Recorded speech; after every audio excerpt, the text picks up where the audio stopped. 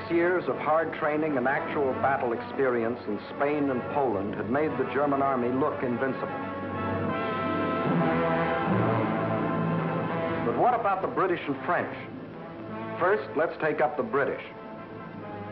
They started from scratch, but both at home and abroad, an army was growing.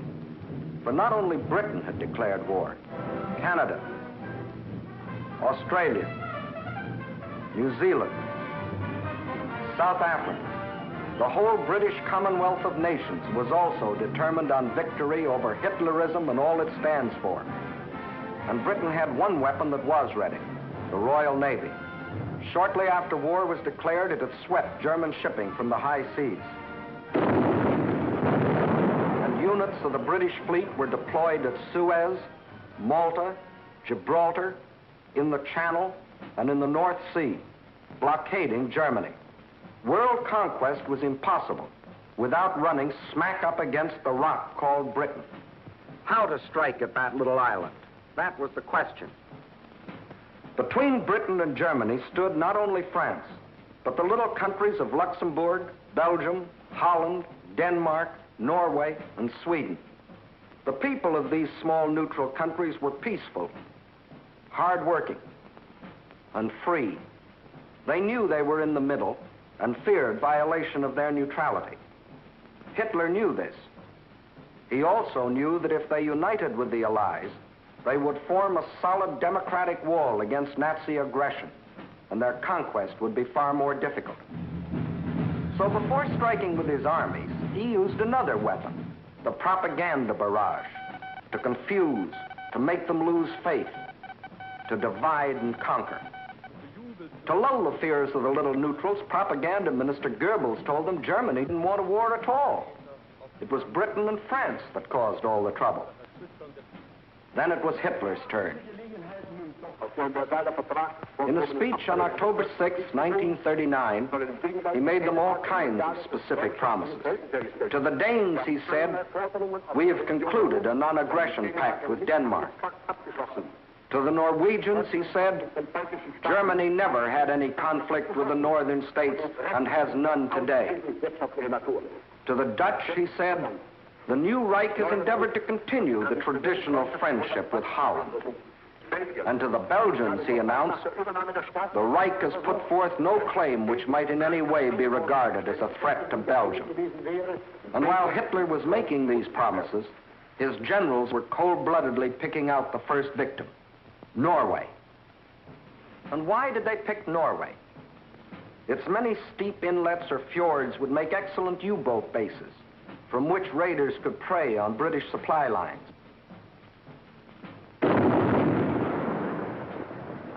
Also, it would give the Nazis vital air bases. This is Scapa Flow, British naval base, and this the blockade fleet. At this time, the German-based bombers couldn't reach them. Possession of bases on Norway's western shore would bring these vital British defenses under easy bomber attack. But he couldn't take Norway without also taking tiny Denmark, the springboard for his attack. So at dawn on April 9th, 1940,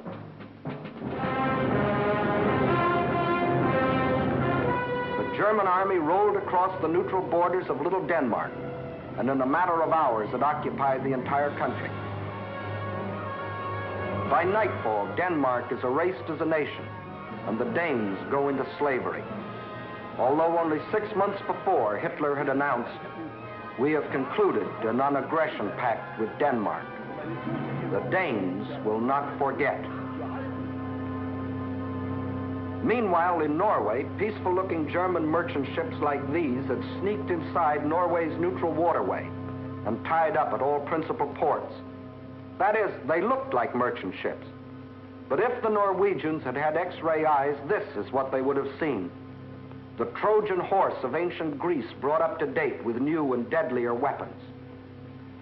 At the precise moment that the Nazis overran Denmark, these quiet-looking ships sprang to life.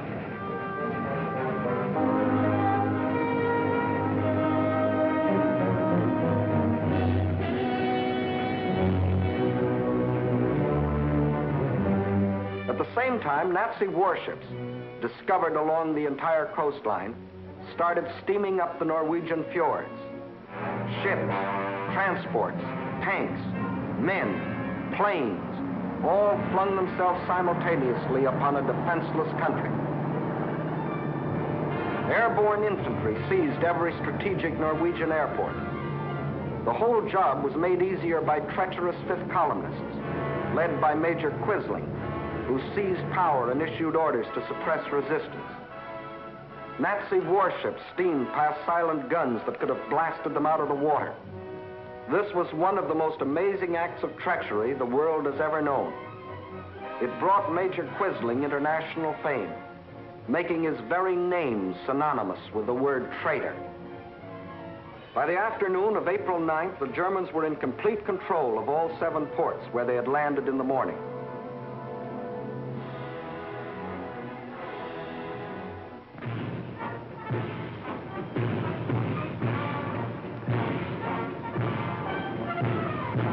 For the first time in more than 200 years, the people of Norway saw an invading army parading through their cities.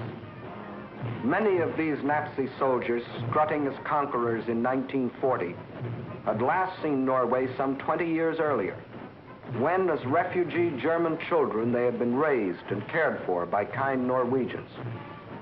Now these same Germans were back to repay that kindness with terror and destruction. Once they had occupied the capital, the Nazis quickly fanned out in all directions.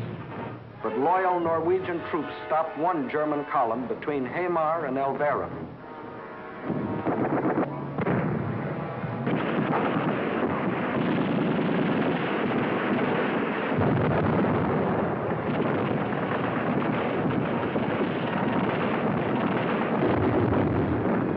So the Germans brought up their bombers.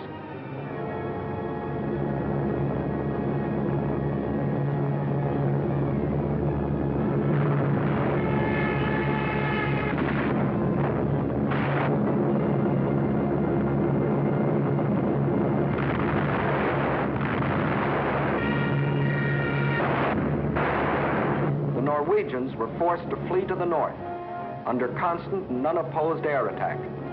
It was here that Captain Robert Losey, an American military attaché, was killed, the first American soldier to lose his life in this war. Meanwhile, the Nazis had spread all over the country. Small patrols occupied every strategic village. Parachute troops landed high in the mountains.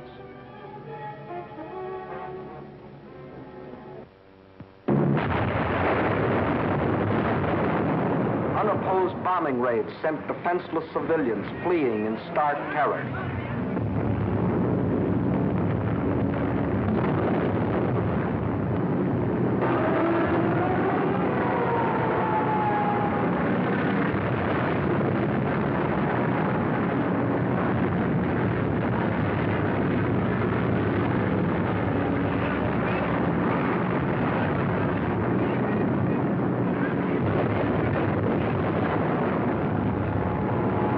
They hadn't wanted war.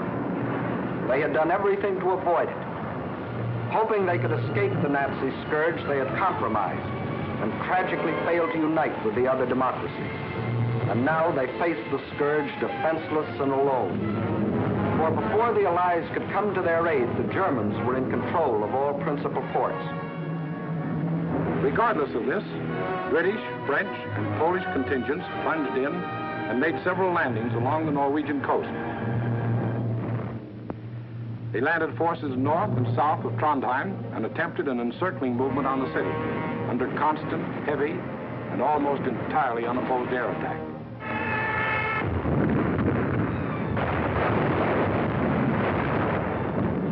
Well, the scene of action was out of range of British fighter planes, so they brought up aircraft carriers. But these are at a disadvantage when opposed by land-based planes. The Allies, therefore, were badly battered from the air. Finally, suffering heavy losses, they withdrew from a hopeless situation. Further to the north, at Narvik, they met with better success, inflicting heavy naval losses on the Nazis.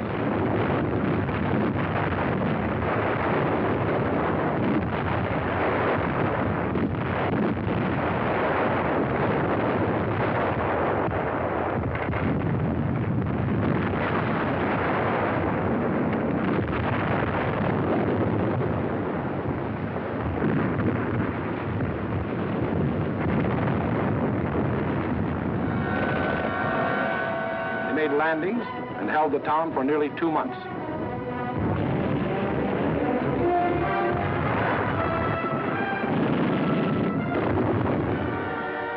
Incidentally, they also took their first prisoners of the present war. Again, the Nazis' overwhelming air superiority proved a deciding factor.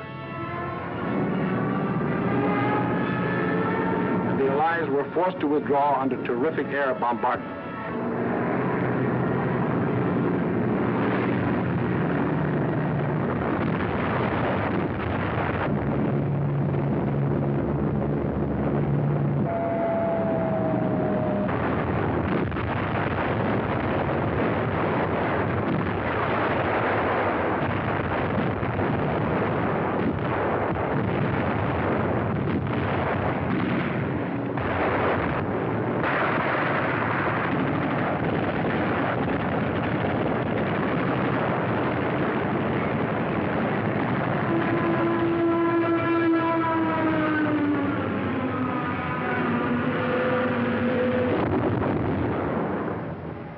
Loyal Norwegians were left with their Krislings, their ruins, their dead.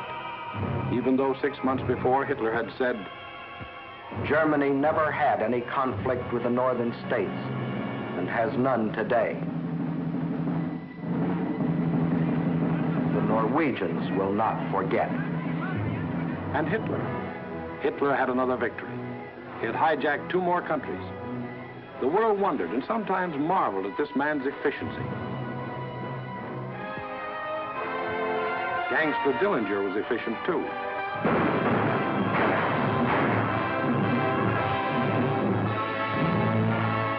When a man or a nation throws away all regard for the laws of God and man, he is bound at first to be more efficient than his victims.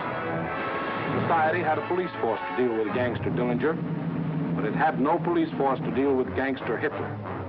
So he clubbed Norway into submission and got what he wanted, bases for use against Britain. Now he had the northern claw of an enormous pincer movement. A drive through France would give him the southern claw. Blockade by U-boats coupled with mass bombing attacks would weaken the British for final invasion. Then, with Britain gone, Germany could reach out in all directions for world conquest.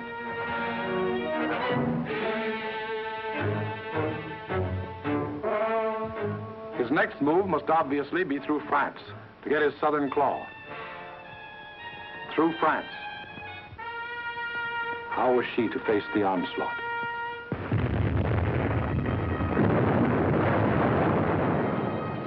These scenes are ancient history. They occurred in 1914. The German armies, without warning, had smashed across neutral Belgium, invaded France, reached the River Marne only a few miles from Paris. Out of the French capital poured the French reserves, riding out to battle the enemy in every vehicle that could move. The famous taxicab army. Note well, it was riding out to battle. In the center of the French line stood the 9th French Army, commanded by a then comparatively unknown general. On September 5th, 1914, he is reputed to have said, "My right is driven in.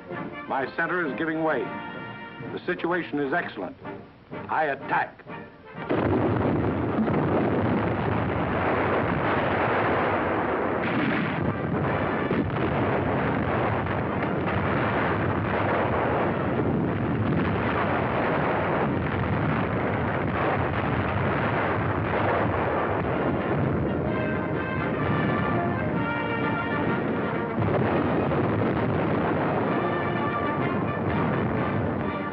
He did attack.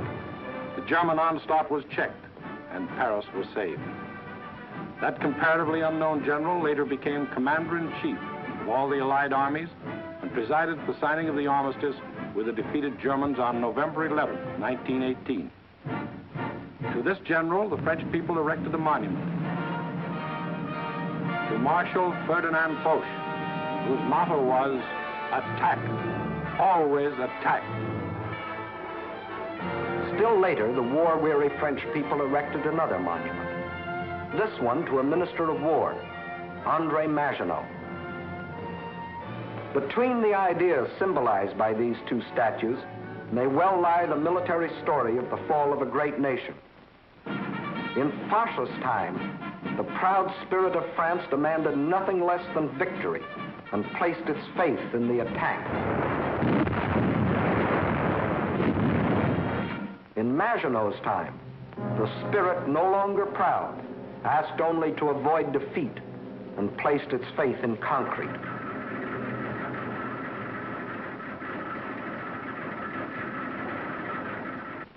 So the French built the mighty chain of fortresses called the Maginot Line. These tremendous bastions were built deep into the French land. They were connected by underground passages and railways, guarding France's eastern borders facing Germany. And when France was finally forced to declare war against the rising Nazi menace, the French troops, instead of attacking, were marched into their modern caves to wait for the Nazi blitz to smash itself against the Maginot Line. And their generals, headed by Marshal Pétain, proudly announced, "Whoever makes the first move in this war will be hurt." But Hitler didn't go near the Maginot Line. That was France's strong point. Instead, he attacked the weak point.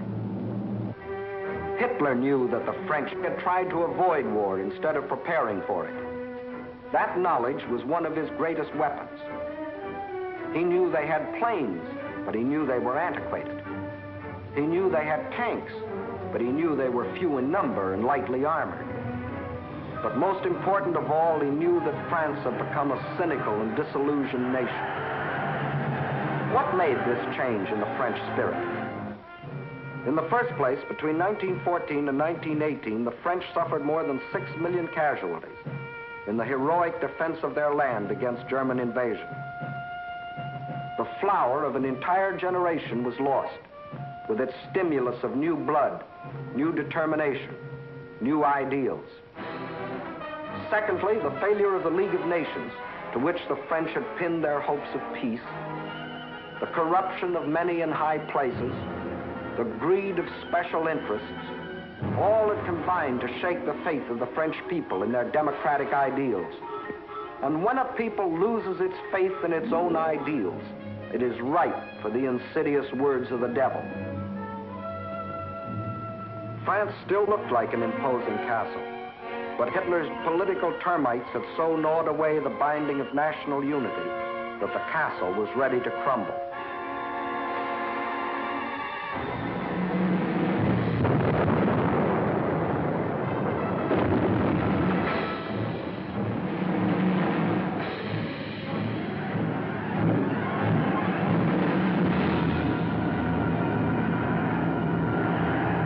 During those months of military inactivity that we called the phony war, a ceaseless barrage of German propaganda crossed the still waters of the Rhine to affect the soldiers in the Maginot Line. "Why do you fight?" asked the banners. Poems and friendly notes were sent over by balloons.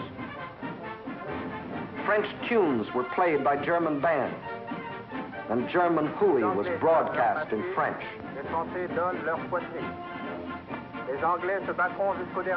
The British will fight to the last drop of French blood. You have been deceived. This is an imperialistic war for Britain. We Germans want nothing of France. What is happening to your wives back home, soldiers? The British are stationed in your villages. Yes, France was ready to be plucked. The whole force of the Nazi might was turned toward the west. How would they strike this time? Through Alsace-Lorraine as in 1870? Through the Low Countries as in 1914? What was the 1940 model conquest? The French considered the Maginot Line utterly impregnable, and therefore believed the Germans would again try a swing through the Low Countries as in 1914. But even after Hitler's rape of Scandinavia, Holland and Belgium, hoping against hope, still clung to their neutrality. So the French massed 78 divisions here along the border of Belgium. 17 were in the Maginot Line. 10 divisions here in case Mussolini got bold. 3.5 as a safeguard against Spain. The British had 10 divisions here. The Allied strategy in the event of an attack against the Low Countries was to swing their armies like a gate into Belgium, the hinge being the north end of the Maginot Line.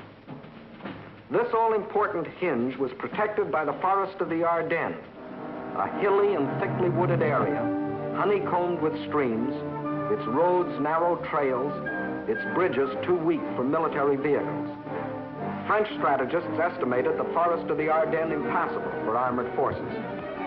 As you will see, this was one of the costliest estimates in all military history. That was the situation on May 9th, 1940.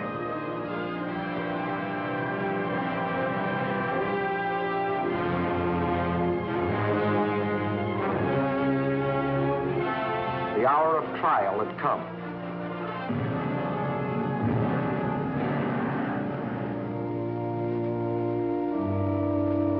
The people of the democracies prayed for strength to meet the coming hurricane of terror.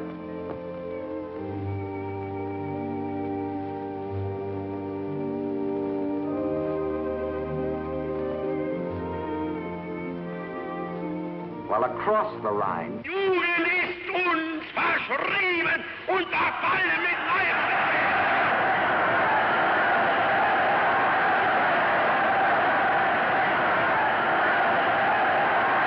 a delirious madness possessed the German nation. Nun als Dauererscheinung für uns, unser Oberster, wird die Einführung der allgemeinen immer wieder herniedersteigen. Und dass man die Wahrheit über Deutschland berichtet. 50.000 Mann auf den Baustellen, Der ganz Deutschland erfasste. überall herrscht seit einem Jahr Regen und für den deutschen Die Reinheit seiner Rasse hält. Hitler aber ist Deutschland wie Deutschland. Deshalb innerlich nicht zu uns gehört.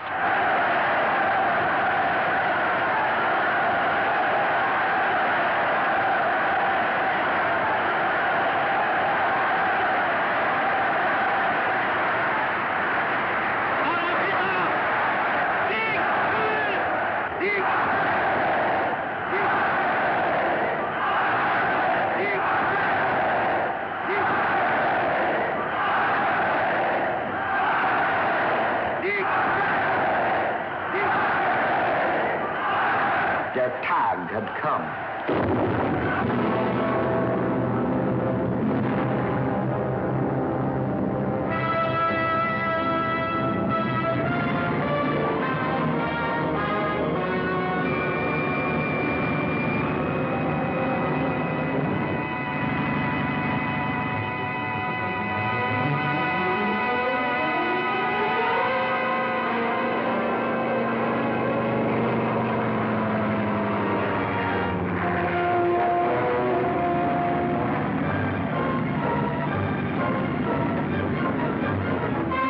Without even bothering to declare war, the German armies launched a coordinated attack across the neutral borders of Luxembourg, Belgium, and Holland, from the Maginot Line north to the sea. The action along the entire front was simultaneous, so for purposes of clarity, let's take up one country at a time.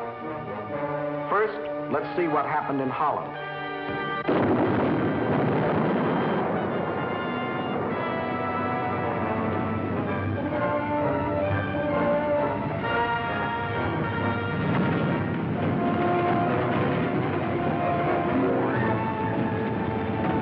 Nazi ground forces smashed through the improvised and hastily erected border defenses. But the main attack was to come from the air, far behind the defense lines.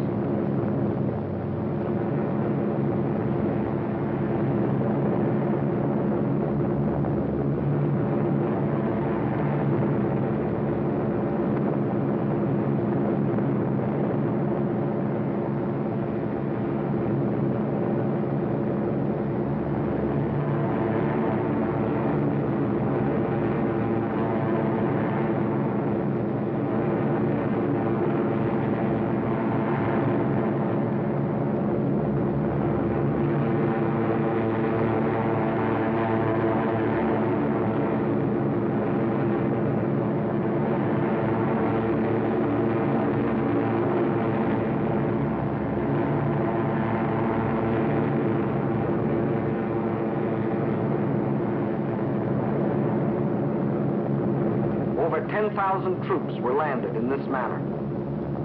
Before the stunned citizens of Rotterdam even knew they were at war, these troops, aided by well-trained fifth columnists, quickly captured the airport and outlying sections of the city.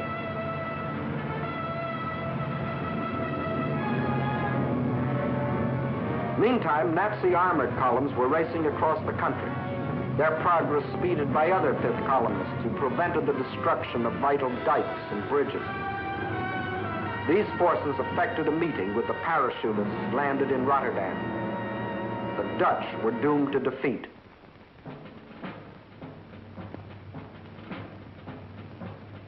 On the fourth day of the invasion, the Nazis gave the Dutch general an ultimatum. All Dutch resistance must cease, or Rotterdam will be bombed flat.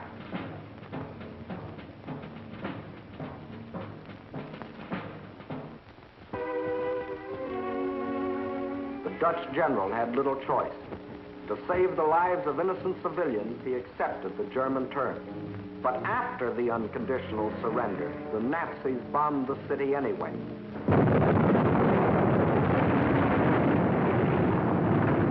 Flights of unopposed German bombers flew low over the center of Rotterdam and methodically bombed it into a heap of rubble.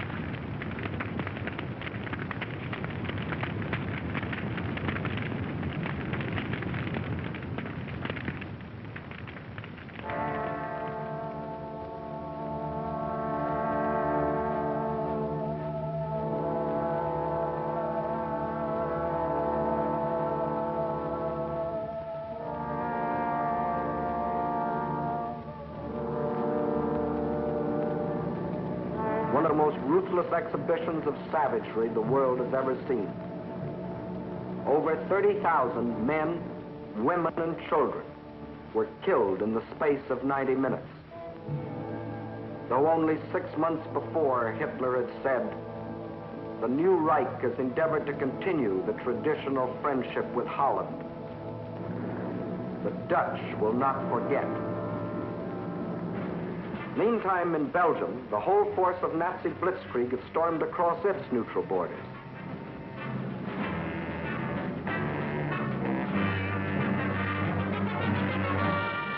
The main German attack was directed at the Albert Canal-Meuse River line, the anchor of which was Fort Eben-Emael, a modern and seemingly impregnable fortress. The Germans had secretly built a replica of the mighty fortress in Czechoslovakia and had rehearsed the attack until they knew every detail of the fort's construction and its every weakness. When the real attack came, it was foolproof. Parachute troops, dive bombers, flamethrowers, specially trained engineer battalions, all working together as a well-trained team.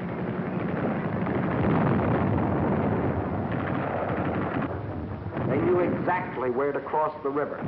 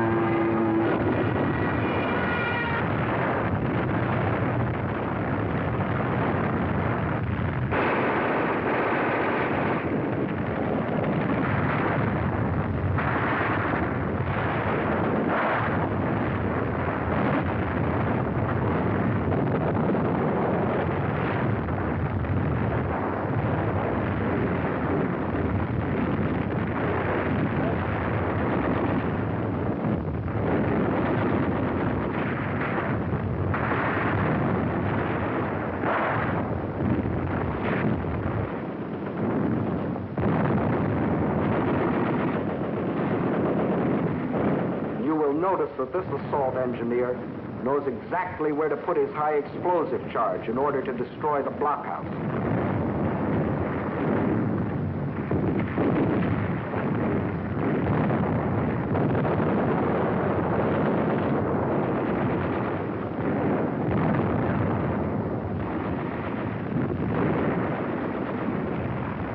Fort Eben-Emael withstood the Nazi attack exactly 2 days, and the German armies rolled on.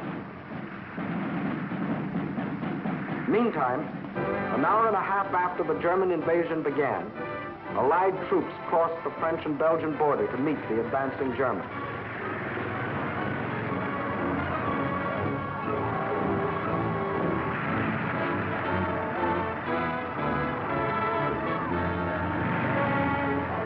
As they raced across Belgium to take up their defense positions, they met an obstacle they hadn't counted on: refugees.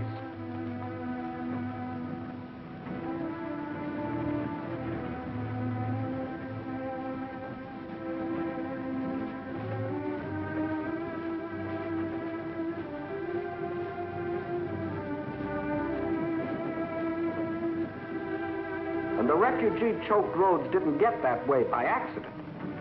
The Nazis methodically bombed little towns and villages, otherwise devoid of any military value, not so much to kill as to drive the inhabitants out onto the highways.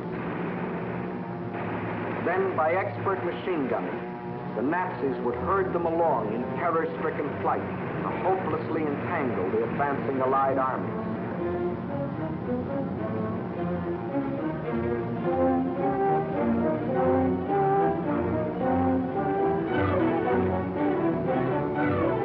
Refugees used as a weapon of war, a new low in inhumanity.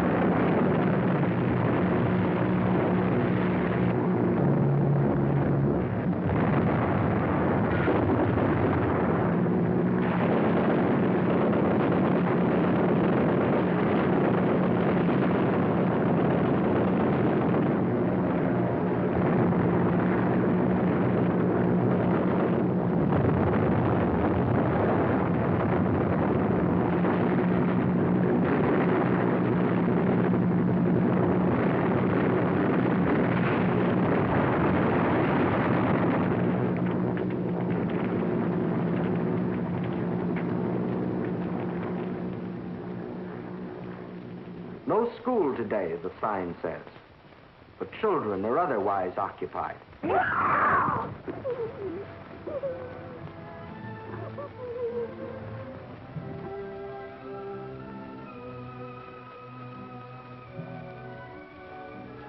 No, no school today.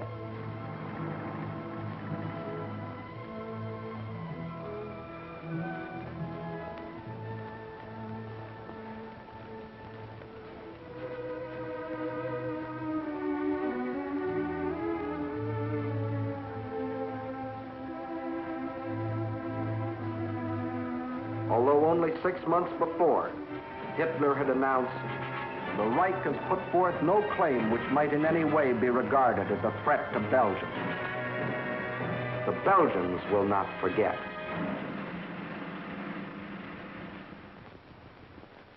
And what about the Allies?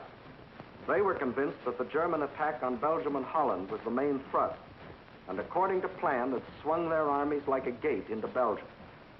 But the attack on Belgium and Holland was only a feint.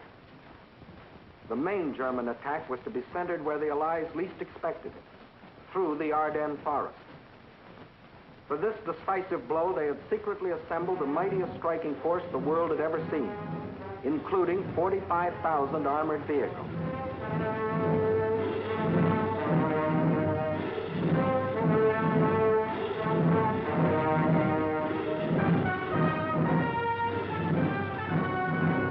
At the same time that the Nazi armies were plunging into Holland and Belgium, this column started to move.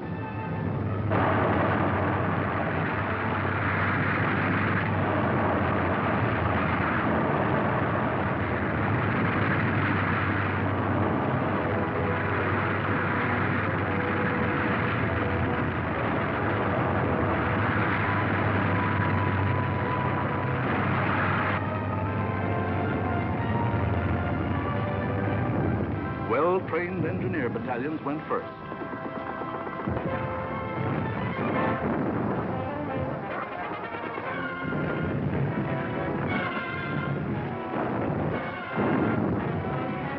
They were opposed only by scattered Allied patrols.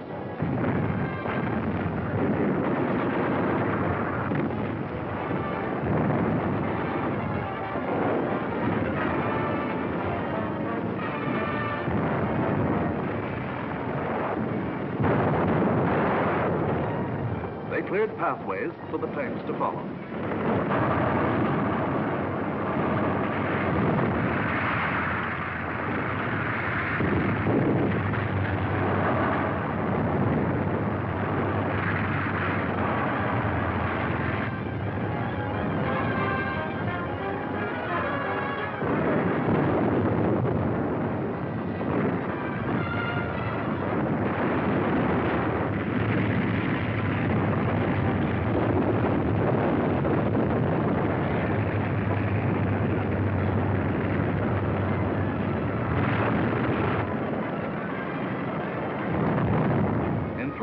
The Germans' armored force reached the Meuse River, 2 days faster than the French thought any troops could get through. By all rules, the Germans should have paused here to bring up heavy artillery before attempting to force the river.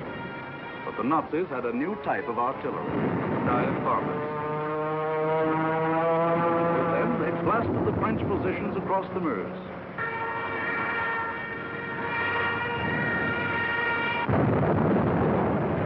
With feverish haste, the Germans laid a barrage across the river with anything and everything that would shoot.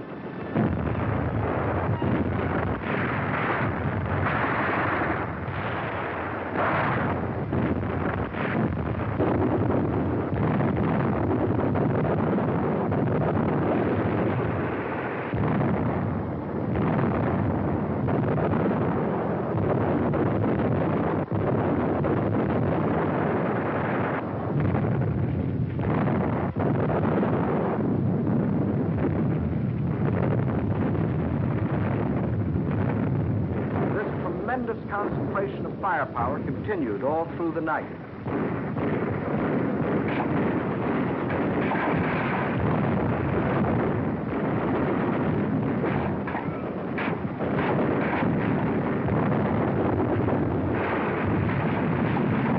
By the following day, shock troops were able to get across the river.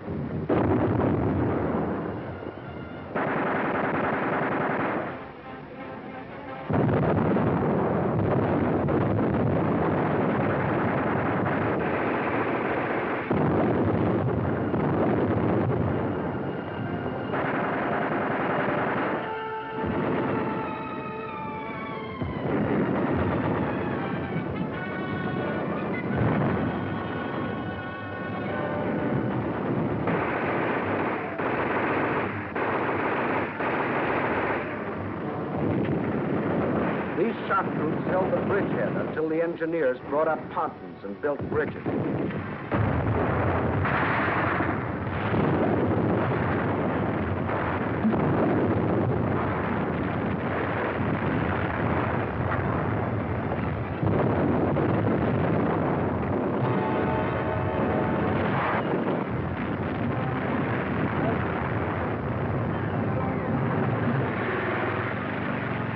Then, without wasting a moment, across these bridges, the main armored force of the German military machine rolled through to Sedan. for the all-important breakthrough into a dismayed and flat-footed France. There went the old ball game for the Allies. From here on, it was only a matter of how long. Watch the map as one of our intelligence officers explains the details of the German breakthrough. We speak of the breakthrough at Sedan, but actually the break was along a wide front, extending for 50 miles from Namur in Belgium to Sedan. Further north, the Allied armies had swung like a gate into these positions. The German armies had swept over Holland, broken the line of the Albert Canal, and for all anyone knew, were preparing to smash against the Allied front with all their power. That was the situation, dangerous but obscure, on the evening of May 13th. On the 14th and 15th, it became clear that the German breakthrough south of Namur was in the greatest strength, and that the French 9th Army, attacked while moving into position, had been shattered. Without doubt, this was the point of mortal danger, and the French High Command ordered the abandonment of these positions, although they had not yet been attacked. Those positions were abandoned solely because of the situation developing along the Meuse near Sedan. In the meantime, the French 7th Army had been ordered to make its historic forced march far to the south into the area threatened by the rapidly advancing German spearheads. This army was not used to attack the German flank, but rather was used as a plug to restore the broken front. Throughout, the Allies had placed their faith not in offense, but in defense, and the defense was doomed to failure because it was confronted with an entirely new technique in warfare, the plain tank infantry team in action. The world was staggered by the speed with which the German armored columns moved. What was the secret that enabled armies to move so far so rapidly? The secret lay in the organization of the striking spearhead.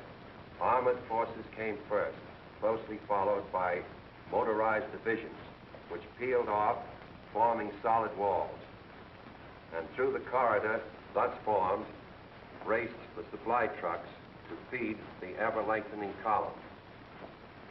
It was obvious that if the Allied situation was to be restored, the German column would have to be cut. On May 17th, General de Gaulle attacked the German flank and captured a few prisoners. But his light mechanized forces were like a pin pricking the side of a rhinoceros. A subsequent attack met with even less success. The means for a really successful counterattack against the German corridor simply did not exist. Where numbers of divisions were required, only handfuls of companies and battalions were available. A valiant attempt to cut the German corridor was made by a group of slow-moving British tanks just south of Arras. But lack of sustained striking power doomed this valiant unit to destruction. On May 21st, the German spearhead reached the channel port of Abbeville. Protecting their flank along the Somme, the Germans fanned out to the north and east. This was to be the perfect battle of annihilation. On May 28th, the Belgian army, compressed into a small space and weary of battle, laid down its arms. That left the desperate French and British defenders with their backs to the sea at the small channel port of Dunkirk. One of the greatest disasters in history seemed in the making. An entire British army faced annihilation. But out of the fog and the mist shrouding the channel came a strange armada of Navy craft, fishing boats, pleasure yachts, anything that would float. The seagoing people of Britain had come to rescue their army. High overhead, British fighter planes fought the Luftwaffe to a standstill.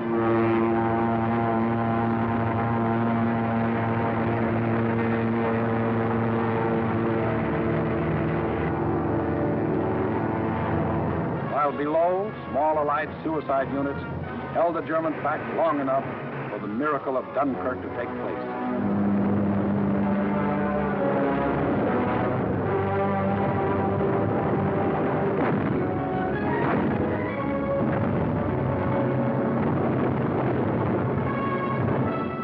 $211,500 British troops, plus 112,500 French and Belgian were rescued. Over 300,000 battle-tested men, grimly determined to go back again with new tools, new weapons with which to blast the hated Nazis out of this world. For free men are like rubber balls. The harder they fall, the higher they bounce.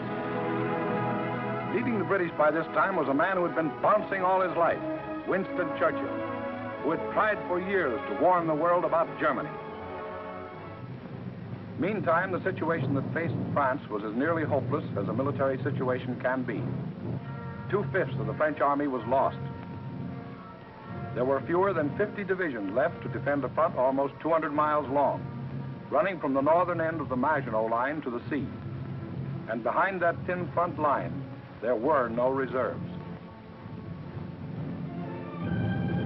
The despairing people of Paris sent their children south, praying that some miracle would keep them from harm.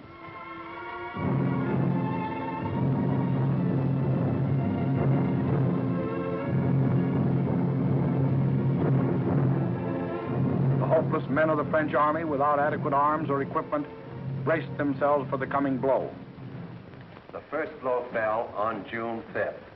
The French resistance was determined, but by June 8th, the left flank army had been shattered, and a general withdrawal was ordered to the line of the Marne and the Seine. On June 9th, the German main attack came. Within 2 days, the German armored and motorized divisions roared out into the open terrain. With this breakthrough, the issue of the Battle of France was decided, and from that time on, there was official talk of an armistice. Now, what about the famous Maginot Line? Let's go back and take a look. On June 14th, the Germans launched 2 attacks against the Maginot Line. In both cases, penetrations were effected. But we must remember that this was against fortifications defended by men devoid of hope. In the meantime, Mussolini, now thinking it safe, sent his division racing across the border.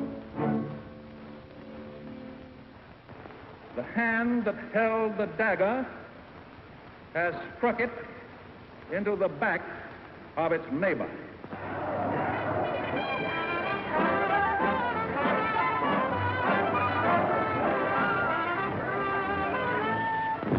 Organized resistance in France was no longer possible. The government faced 2 alternatives: retire to North Africa and carry on from there, or give up the struggle. France's leaders were old and tired, and the oldest and most tired was Marshal Pétain.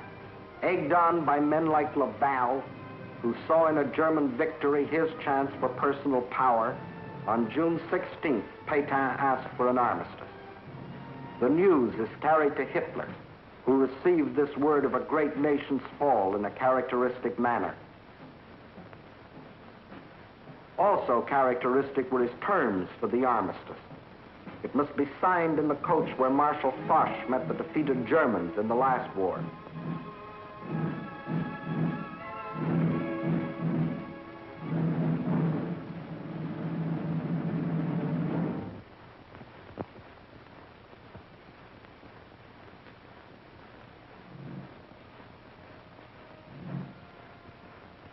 The French delegation arrived to pay the final price of French disunity and the treachery of some of its leaders. The final price, a price that for centuries to come, the French won't forget. More than 3/5 of their country was to be blacked out by a military occupation. The remainder was to be controlled by a French government acceptable to Hitler. A tax of 400 million francs a day was to be imposed on the French people to support the German army of occupation. Nearly 2 million French prisoners of war were to be taken into Germany and kept there as hostages, to work as slaves or rot of hunger, tuberculosis, or other diseases in concentration camps. Men deliberately and permanently separated from their families in order to decrease the French birth rate and thus eliminate France as a world power in future generations. French civilians, men, women, and children, must slave on farm or in factory for the Nazi master race or starve. There will be a class of subject alien races. We need not hesitate to call them slaves. French children were to grow up on such inadequate food that many would reach the age of 12 before they grew new teeth. And for any attempts to protest against these restrictions, thousands of innocent French civilians would be executed. This was the price the French were to pay as they signed the armistice. And the master of the master race must go to Paris to tour the streets of what was once the City of Light. You notice no cheering crowds here to welcome in the new order.